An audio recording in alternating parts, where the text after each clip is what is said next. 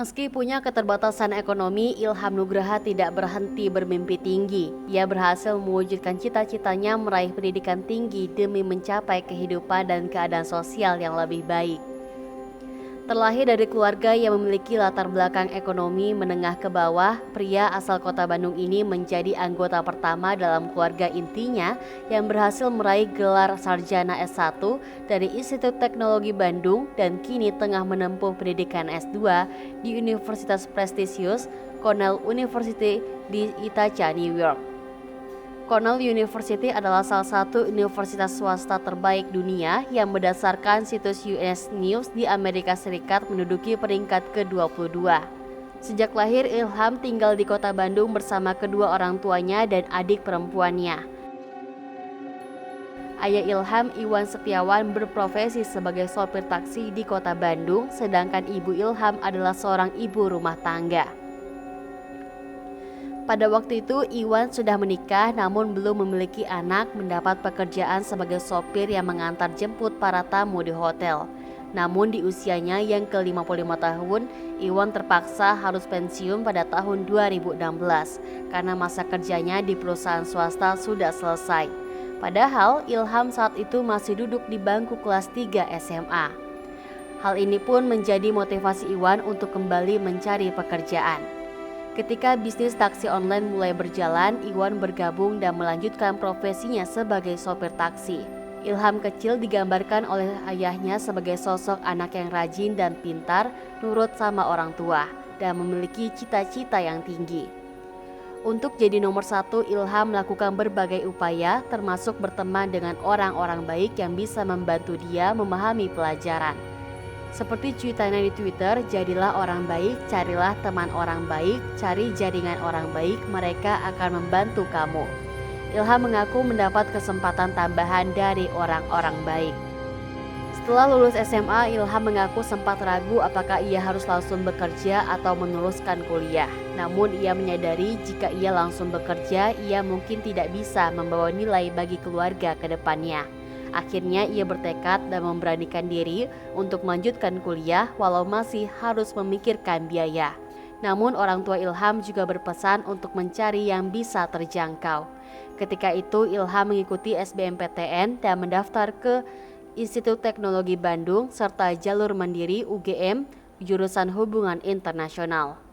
Dengan mengucap syukur, Ilham diterima di kedua universitas tersebut.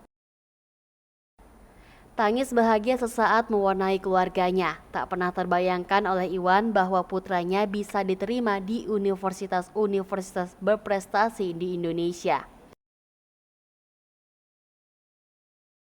Tetapi setelah tahu dirinya diterima di universitas, lagi-lagi Ilham diingatkan akan tantangan biaya kuliah yang cukup besar. Mengingat kondisi finansial keluarganya, Ilham pun tidak putus asa mencari solusi untuk mengejar cita-citanya tanpa harus membebani orang tuanya. Ia pun lalu mencoba mendaftar program beasiswa pemerintah bidik misi yang ditujukan kepada calon mahasiswa yang tidak mampu secara ekonomi namun memiliki potensi di bidang akademik. Tak disangka Ilham pun berhasil mendapat beasiswa penuh bidik misi dan bisa resmi kuliah S1 pada tahun 2017. Sebagai penerima beasiswa bidik misi, tentu saja Ilham harus mempertahankan nilainya di kampus. Walau mengaku sempat keteteran di awal, Ilham juga diminta ikut aktif dalam kegiatan kemahasiswaan yang harus ia laporkan setiap semester kepada Direktorat Kemahasiswaan sebagai persyaratan beasiswanya. Berbagai tantangan yang ia hadapi untuk bisa kuliah memang membutuhkan pengorbanan. Ilham mengaku harus mencuri-curi waktu untuk istirahat di sela-sela kuliah, mengerjakan tugas dan penelitian. Masa kuliah di ITB pun tidak Ilham sia-siakan. Ia bergaul dengan para akademisi di ITB sebagai bekalnya dalam meraih mimpi untuk memajukan kebijakan Indonesia. Setelah menempuh 3 tahun kuliah di ITB tahun 2020, Ilham pun akhirnya lulus. Rasa keinginannya untuk melanjutkan studi pun kembali muncul. Kegigihan Ilham untuk menempuh pendidikan S2 diakui oleh Iwan. Tekadnya untuk melanjutkan pendidikan S2 sudah mulai Ilham tanam sejak sebelum lulus.